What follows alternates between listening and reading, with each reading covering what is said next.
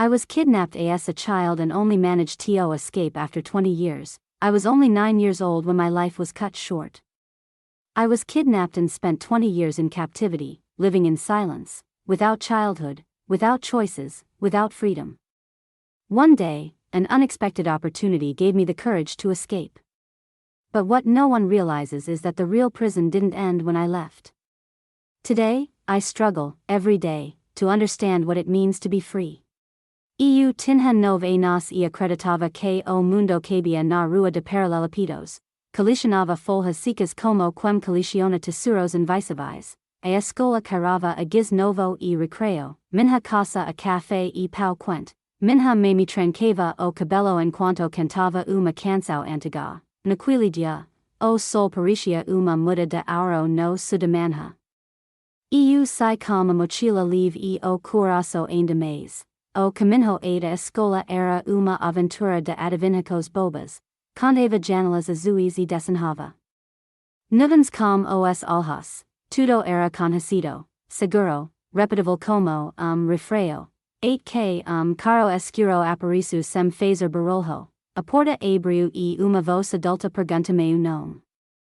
Diz que minha me tinha passado mal e me camava, senti o estômago gelar, como quando a chuva cai de repente, acreditei porque crianças acreditam nas voces firmes, e porque a pressa dos adultos sempre parece verdade, a mal que me gaio carava a gasolina e metal, o banco do carro era espero, e o cinto travaduro, olhei pelo vidro buscando a esquina do costume. Mas o carro viru antes do posto riscado de giz, ali, a cidade já parecia outra, e eu também, tende perguntar, mas a voz.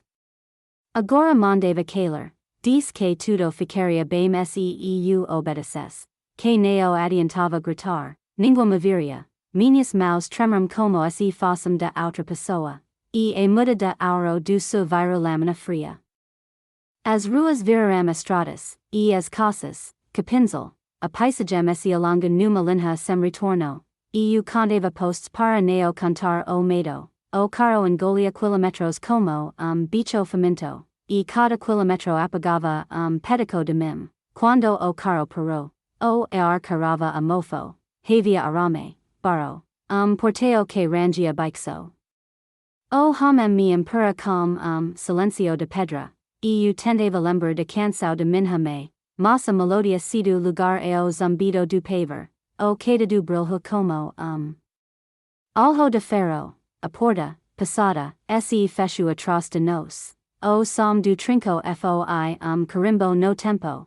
Minha mochila caiu e abriu como pássaro ferido. Meus lápis rolaram, e nenhum deles desenhusaida.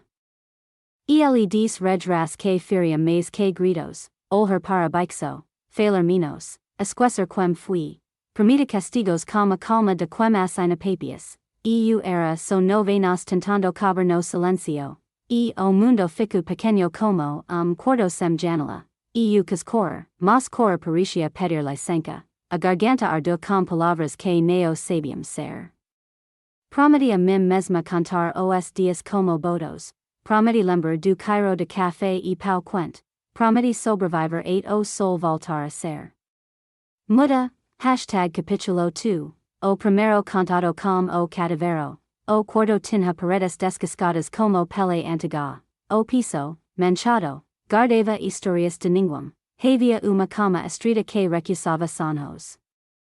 Bald number canto que proibia dignidade. E uma lampada amarela que fazia tudo doer. E ele me mostrou uma janela que neo abria. Atrás do vidro. So a sombra de muro alto. Diz que ali era seguro. Que ali eu viveria. A palavra viver me pareceu mal colocada, respirei curto, tentando neo decibar inteira, na primeira noite, o silencio gritava nomes, o meu, o de minha mãe, o de rua de paralelepípedos, as tabuas estalavam como passos invisíveis, cada estalo virava susto, cada suspiro. Sentenca, eu queria dormir para esquecer, mas esquecer doia, e ele entrou com prato de comida fria. Manda comer rápido, manda neo olhar, eu mastiguei medo com eras sem gasto. O garfo passava como uma corrente fina, e o prato devolvia meu rosto embocado, Depoi, recolhu tudo e apagou a luz. A escuridão tinha guerras e respirava perto. Eu tatia cama como quem procura mapa. O lenkel cairava a sabeo vencido e espera. O tempo pingava lento como tornera torta. Na manhã seguinte, a rodina viru norma. 5 passos de porta 8 o bald. 6 passos de cama 8 a parid. Eu media o mundo com números pequeños. Para neo meter o medo com palavras grandes. Ele tro radio velho, com chiados e ruidos. Diz que às vezes ligaria, seu faz boazinha. Quando ligo, ouvi voces distantes como estrelas. Noticiarios, músicas, risos que não me pertencem. O radio provo que o mundo existe sem mim. Perguntai por que eu, mas a pergunta morecido. Ele sorriu com os dentes fechados, sem responder. O silencio dele era uma escola de obediencia. Aprendi que palavras demais compram castigos, e que quem cala guarda a própria pele. À tarde, conti fissuras na pared como constelecos, de nomes as manchas, as frestas, aos pregos. Inventias historias para que a minha neo me engolice. Chame a minha racadura de saída, e prometi dia. Atravessala com o corpo inteiro, quando a sede veio, a água teve gosto de ferro, bebi devagar, como quem morde segredo, olhei o queidado e decorei seus dentes, cada dente parecia uma possibilidade remota. Cada possibilidade me ensinava a esperar, à noite, o radio sussurro uma canção antiga, reconheci dois versos iguais aos de minha mãe, chorei baixo, para que o coro passasse liso, e na dobra do travesseiro escondi meu nome, para que ninguém o roubasse de novo, no fim do segundo dia, eu já sabia as regras, quando falar, quando baixar os olhos, quando sumir. Meu corpo aprendeu a ser pequeno como uma dobra, mas dentro, uma chama acendo sem pedir licença, era pequena, mas dizia. Isso não é para sempre.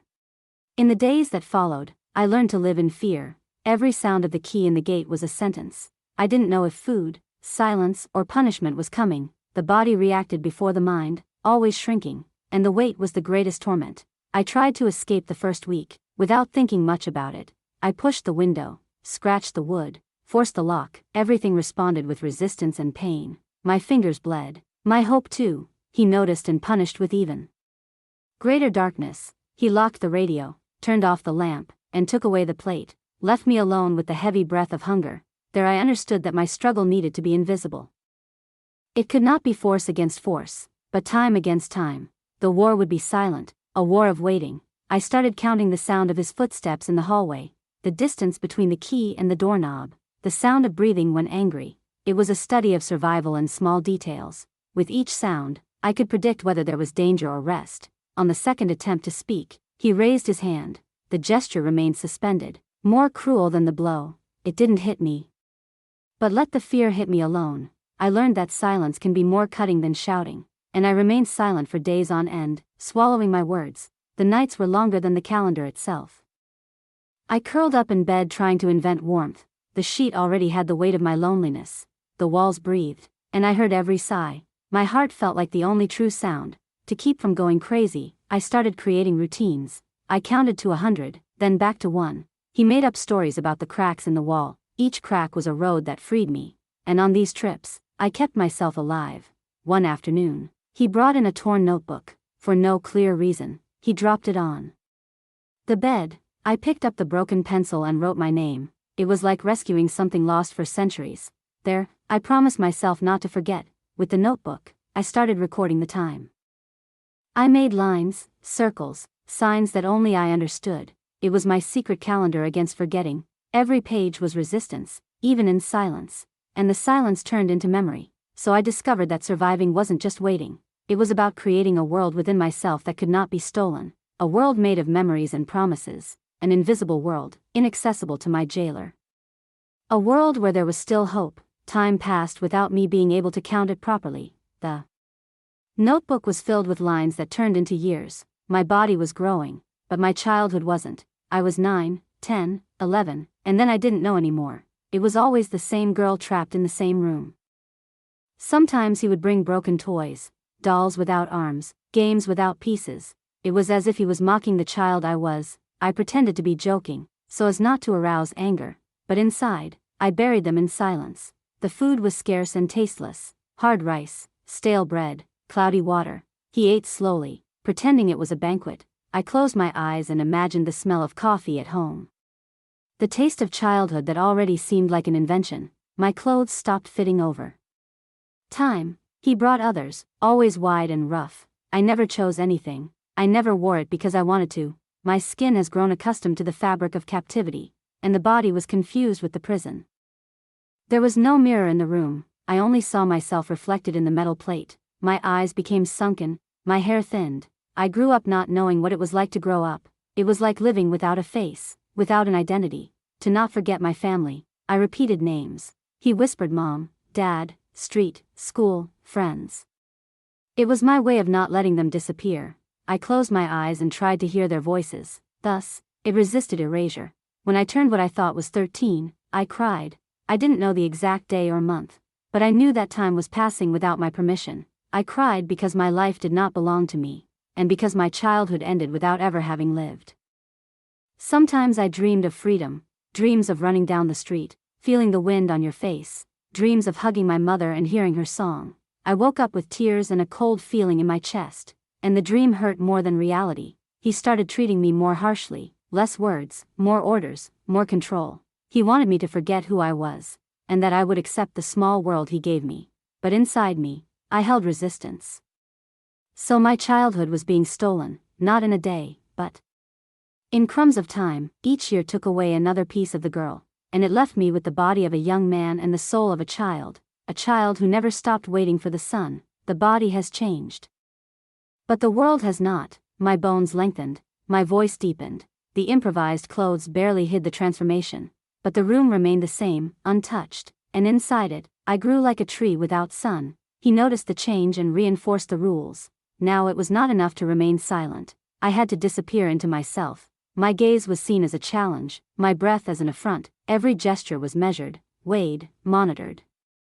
Adolescence has become synonymous with danger. I tried to talk to the silence, like a faithful friend. He spoke to the wall, to the switched-off radio. He invented dialogues with people who didn't exist. The silence responded only with an echo of pain. But somehow I was less cruel than him. Once, I risked singing softly, the same song my mother sang when she combed my hair. The notes came out trembling, almost invisible, but it was like screaming inside me. He listened and forbade me to even whisper. I started writing secret songs in my notebook, loose words, broken sentences, unrhymed verses. It was my way of screaming without sound, leaving marks that could not be erased. A scream hidden in crooked lines. My body was asking for freedom that I didn't understand. I dreamed of the touch of the wind, of hugs, but he only knew the cold touch of fear. My heart beat for things I never experienced, and I didn't know if it was desire or desperation. Anger began to grow like a hard seed, anger at him, at the prison, at the injustice, but also of myself, for still being there. I blamed myself, even without reason, and the guilt was heavier than the invisible chains. I tried a new escape, planned for weeks. I used a piece of metal to pry the lock open, but he found out before the end of the night. The punishment was long and silent. Fear was once again greater than hope. Even so, I didn't give up completely. My mind was the only place he didn't control. In my dreams, I ran through unknown streets. In my dreams, the sun called me by name, and it was in dreams that I still breathed. So my adolescence passed, invisibly. No parties, no friends, no school, just the echo of a world I never lived in, an adolescence made of crossed-out pages, and a silence that weighed more than walls.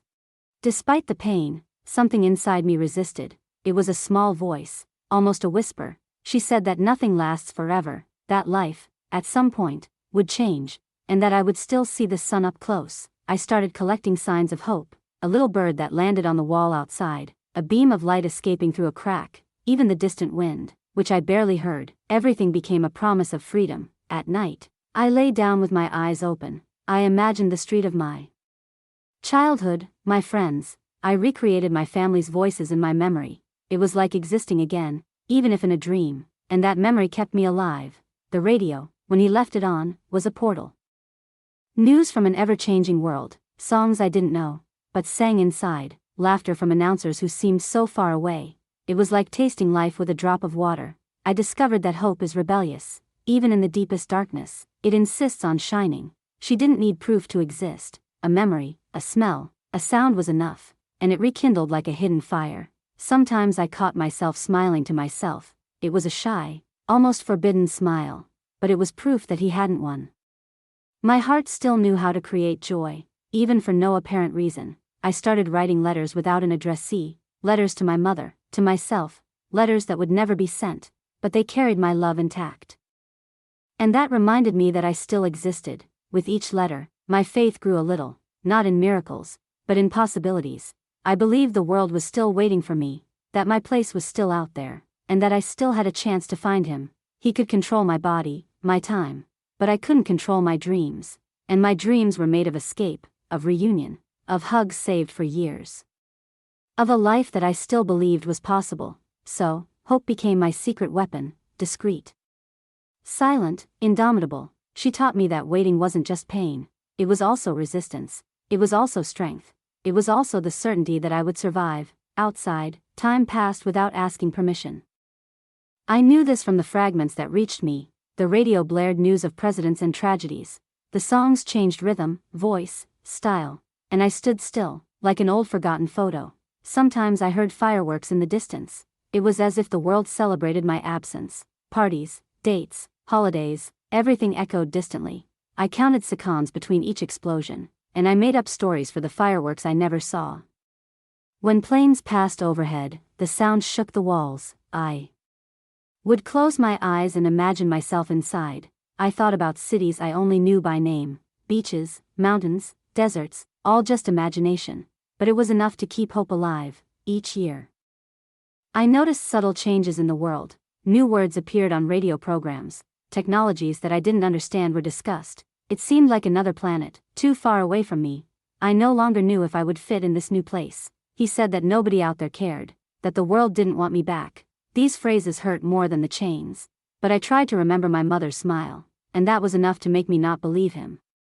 Time turned me into a silent witness. I saw the world transform through the eyes of a radio, and through the crack in the window that showed only sky.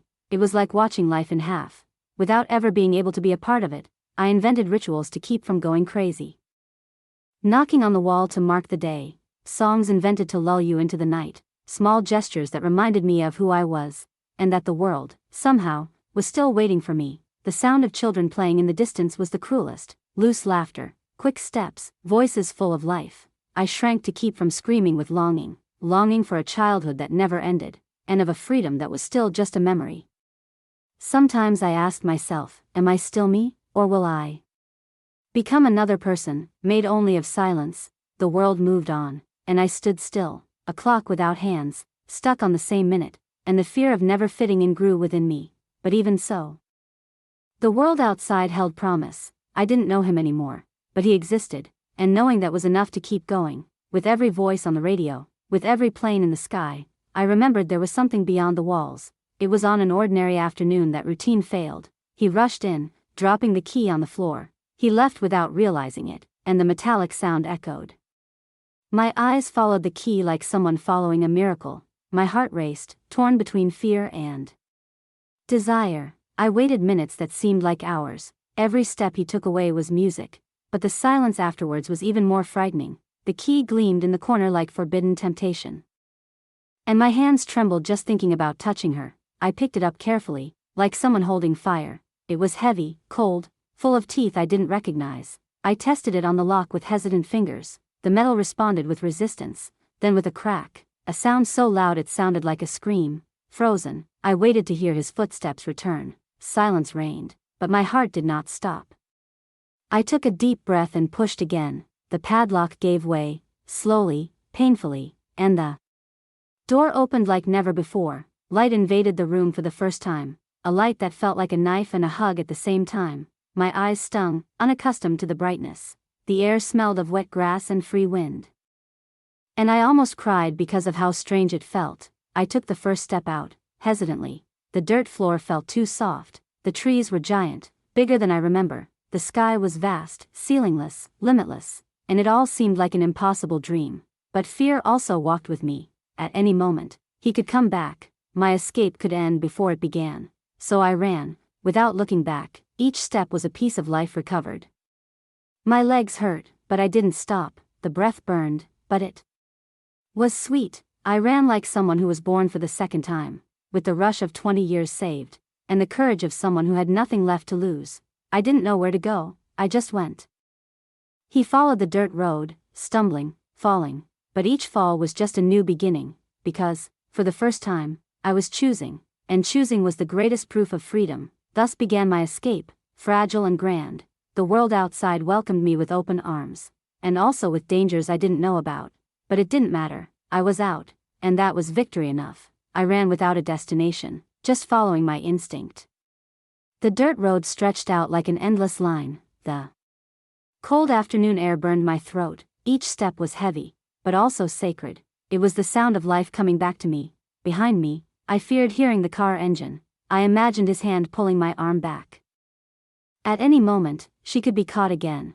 But I kept running, even though my body was exhausted, because stopping would be accepting prison again. The grass scratched my bare legs, stones cut into my already fragile feet, blood flowed, mixed with dust. But none of that mattered, nothing hurt anymore. Freedom was stronger than pain. I found an old fence, almost fallen down. I crawled underneath, tearing my clothes.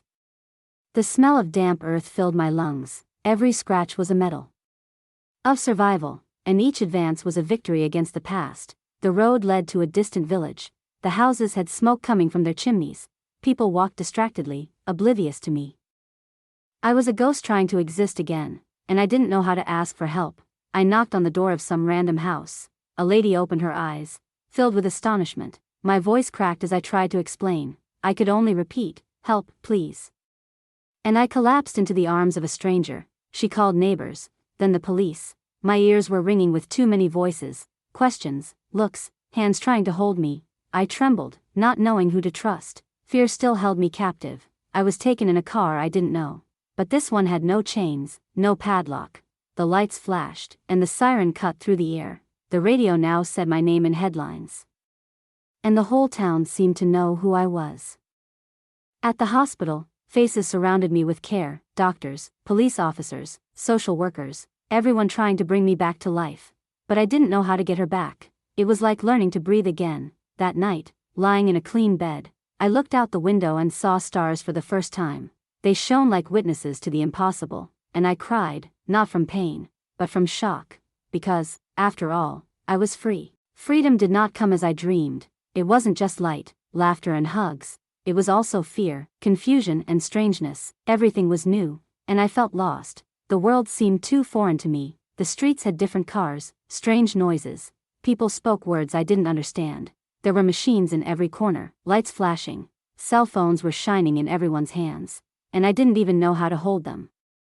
The hospital surrounded me with care, but the affection felt like an invasion. Every touch brought back bad memories. Every loud voice made me cringe. It was hard to believe that I was safe now. The news talked about me non-stop. Woman rescued after 20 years of kidnapping. My name was in newspapers, television, and radio. I saw myself in the mouths of curious strangers, and that was another form of imprisonment. They asked for documents, but I didn't have any. They wanted to know who I was, where I lived, and I could only respond with tears. My identity seemed lost in time, as if I never existed. The food seemed strange and exaggerated to me. Strong flavors, intense smells, new textures. I chewed slowly, suspiciously. I even missed the cold rice from Captivity, because at least he was known. The night at the hospital was a sleepless one. The soft mattress felt uncomfortable to me. The pillows smelled of cleanliness that I didn't understand. I trembled, waiting for the sound of the lock. But the silence was real this time. People came to visit me non-stop. Reporters, psychologists, distant relatives. Everyone wanted a piece of my story. But I just wanted silence and time. And the silence seemed harder outside. The nurses talked about the future, courses, help, new beginnings, possibilities. But I didn't know what the future was. My life had stopped at the age of 9, and I still didn't know how to restart the clock. Then I realized that escape was not the end. It was just the beginning of another fight. The prison was now inside me. and learning to be free would be the biggest challenge, a challenge that I still didn't know how to overcome. The reunion was marked by cameras, microphones, flashes. I feared the eyes of the world more than those of the kidnapper. When I saw my mother at the door, my legs went weak. She ran to hug me, but I couldn't hug her back. It was as if my body no longer knew what affection was. Her face was different, more wrinkled, more tired. His eyes held 20 years of searching and silent pain. She said my name over and over, as if she wanted to bring me back. I could only look, speechless, lost. Between memory and strangeness, it was no longer the same child she had lost. My father was there too, crying like I've never seen him before. He touched my arm slowly, afraid of breaking me. His hands, once steady, were shaking like mine. The words I wanted to say got stuck in my throat. The silence of captivity still accompanied me. My brothers, now adults, tried to smile. One of them handed me a present, an old teddy bear. It was the same one I carried when I was 9 years old. Time had not spared him, but he still smelled of home. I cried softly, holding him as if he were a piece of the past. Everyone wanted hugs, questions, answers, but I didn't know where to start. They were waiting for the girl they lost, and they found a stranger. I was hoping for a home, and I found a place I no longer knew. The reunion was as sweet as it was painful. I was taken home. But everything seemed small. The furniture was different. The walls were painted different colors. The photos on the shelves showed a family I never lived with. I felt like a visitor in my own story, and I cried hidden in the room that was no longer mine. My mother tried to cook my favorite dishes, but I no longer recognized the flavors. The clothes they gave me were too soft. The mattress felt like it was made of strange clouds. Nothing was familiar anymore, not even me. At night, I dreamed of captivity. I woke up scared, expecting to hear the lock.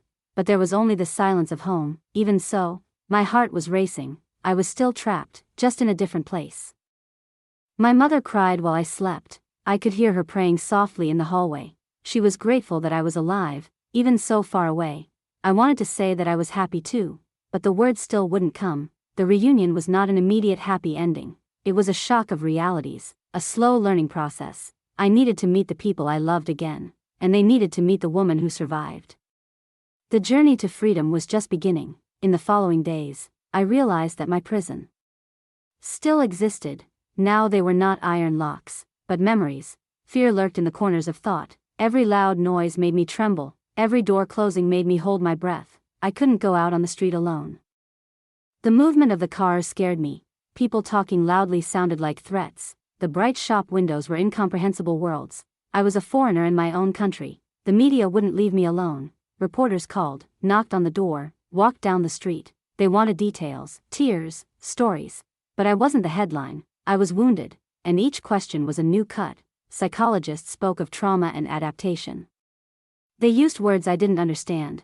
They wanted me to relive what I tried to forget, but I just wanted silence and time. Silence was the only language I mastered. At night, the nightmares returned. I dreamed that he found me, took me again. I woke up sweating, afraid of the dark. Even in my new room, I locked the door, and he checked the windows like a sentry. The food was still strange. The flavors of the world seemed exaggerated. The cold rice of captivity was somehow less threatening. It was as if I missed what I hated, missing the familiar, not the prison. People said I was strong, but I felt fragile as glass. Strength is not the absence of pain. It is continuing in spite of it. I was still learning to be strong. I was still learning to be free. I started writing in new notebooks. Now they were not secret lines, but whole words. I wrote what I remembered, what I felt, what I feared. It was a way to rebuild myself from the inside. Each sentence was a stone on the way back to me. I understood that the invisible prison had no keys. There was no padlock to open. Only time, patience and love could dissolve it. But I was willing to try, even without guarantees. Because surviving was already proof that I could. So, even though I was free, I still fought. I fought to exist, to recognize myself, to learn to trust, to learn to breathe. And to understand that freedom is a path, not a point, a path I was just beginning to walk. In the midst of the confusion, someone seemed sincere, a young, soft-spoken social worker. She said she understood my pain, my pauses. Little by little, I began to trust her. It was a relief to have someone who didn't rush my words. She listened to me without judgment, just silence. He said I was brave, that my story mattered. I handed her my notebooks, my memories. I believed they would be protected like treasures, but I didn't notice the ambitious glint in her eyes. One day, I woke up to different voices in the house. Journalists talked about things that only I had written, my words, my pain, exposed on pages. My notebooks had become newspaper articles. And my confidence became a spectacle. It was like being kidnapped all over again. There was no padlock, but there was an invasion. My silence, which took me years to break, has been sold. My wounds became front-page news, and I felt naked before a curious world. I cried with anger and shame in the room. My mother tried to console me, but I didn't understand. She thought I needed to talk to heal, but I knew that talking to strangers was an open wound. I wanted choice, not exposure. I confronted the woman seeking explanations. She smiled, said she did it for me, that telling my story would help other women. But I was not consulted, I was not respected. My voice was used without my consent. Betrayal returned me to silence. I started writing. In secret again, on loose sheets of paper. I no longer trusted outstretched hands. With every gesture of help, I saw traps, and solitude seemed safer than people. But inside me, anger was growing. Anger not just at her, but at everything. How the world turned pain into a spectacle. How survivors were seen as stories, not people. I wanted to be remembered as someone, not as a tragedy. Experience taught me a hard lesson. Not every hug is shelter, not every ear is refuge. Some arms are traps, some ears are weapons, and trusting became harder than breathing. But still, I didn't give up trying to live. This betrayal became fuel for something bigger. If they wanted to hear my voice, it would be my way, no longer as an exposed victim, but as a whole woman. Pain would not be a commodity, it would be strength, and for the first time, I thought about justice. The day arrived, I would have to face the kidnapper. The courtroom smelled of paper, wood, and tension. He entered handcuffed, but his gaze was still heavy. For a moment, I was the 9-year-old girl again. My body trembled as if I were back in the dark room. The lawyers spoke, the judge maintained order. But for me, time stood still. I only saw his face, marked by time, a face that has haunted my nightmares for decades. And now it was there, in front of everyone. They called my name. To testify, the heart raced like a war drum, my legs barely obeyed. I held the microphone like an anchor, and I took a deep breath before the first word. The whole room waited for the silence to break. My voice came out weak, then firm. I told him about the car, the lock, the darkness. I told him about the stolen 20 years. Every word was a knife, but also a liberation. He looked at me as if he still had power, but this time, I didn't look down. I held his gaze, even though I was trembling inside. It was the first time I faced him as an equal, and I realized that he no longer owned me. With each memory narrated, tears came, but I didn't stop. I didn't shut up. It was my turn to decide what would be said. It was my turn to use the voice he tried to steal, and the whole room listened. Without blinking, my mother was crying on the bench in the background. My brothers held each other's hands. And I also spoke for them, who suffered with me. He spoke of each night of searching, of each tear, for every absence that marked our lives. When I finished, the silence was profound. I felt exhausted, like after running for miles, but also light, as if it had opened the windows of the soul. The judge thanked him, the lawyers registered it, and I understood that the verdict didn't matter. In that court, I had already won. Because he couldn't shut me up anymore, my voice had passed through walls, doors, decades, and transformed into living testimony. I wasn't a victim, I was a survivor. So the court became an altar of truth, the place where my stolen childhood echoed. Where my pain became ongoing justice, and where, for the first time, I felt the weight of freedom, heavy but true, finally mine. The verdict came weeks later. He was convicted. The judge's words sounded like final hammer blows. They didn't erase the years, but they gave meaning to the struggle. Justice did not return the lost childhood, but I gave myself back, whole, to the world. As I left the courthouse, the sun blinded me for a moment. It was the same sun I once dreamed of. Reaching, now it wasn't a metaphor, it was real heat on the skin. I closed my eyes and took a deep breath. It was like being born again, for the second time. The following days brought another kind of freedom. Less about grids, more about choices. I learned to walk alone through the busy streets, eating without fear, laughing without guilt. Every simple gesture was a silent victory. There were still nightmares, there were still scars. Fear doesn't disappear like smoke. He hides in corners, waiting for gaps. But now I knew how to face him. I knew he no longer owned me. I started talking about meetings with other women. Women who had also been silenced. I told my story in my own words. Not as a spectacle, but as a weapon against pain, and I discovered strength where I only saw fragility. My family, little by little, became a port again. Amidst hugs and tears, we learned to recognize each other. They no longer demanded the girl I was, they accepted the woman who had survived, and in this rediscovered love, I rebuilt myself. The city still looked at me with curiosity, but now I lifted my chin at the stairs. It was no longer a shadow, it was a presence. I was no longer a prisoner, I was a survivor, and that word had the weight of a world. I understood that freedom is not the absence of pain. It's choosing to live in spite of it, it's carrying the scars like war maps, and transform each wound into testimony. Freedom is learning to exist again. The past hasn't disappeared, but it no longer controls me. Today I walk down streets that I only imagined before. The wind touches my face and calls me by name. And I respond without fear, without silence, because, finally, I belong to myself. Thus ends my story and begins another. I am no longer the kidnapped girl, nor just the injured woman. I am someone who survived and decided to flourish. And if life stole 20 years from me, I will take the next 100, because now I know, freedom has the weight and lightness of love.